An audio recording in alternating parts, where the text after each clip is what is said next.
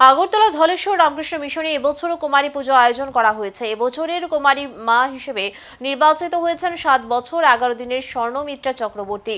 সকাল থেকেই পুজোয় অংশ নিতে আগত ভক্ত পুণ্যার্থীদের উপচে পড়া ভিড় লক্ষ্য করা গেছে। মিশনের মহারাজ সংবাদ মাধ্যমকে জানান, কুমারী পুজো ধর্মীয় ঐতিহ্য ও নারীর মর্যাদা রক্ষার বার্তা বহন করে। তিনি আরও বলেন, এই পুজো সাধারণ মানুষকে নারীদের প্রতি সম্মান প্রদর্শনে উৎসাহিত করে এবং শিশু কুমারীর মাধ্যমে পুজোর ঐতিহ্য সচেতনভাবে উপস্থাপন করা হয়।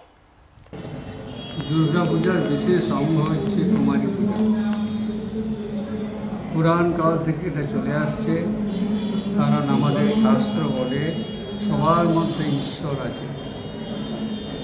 অদ্বৈত বেদান্ত অনুযায়ী আমরা সবার মধ্যে ঈশ্বর দেখার চেষ্টা করি। সেই আইডিয়া থেকে এটা এসেছে।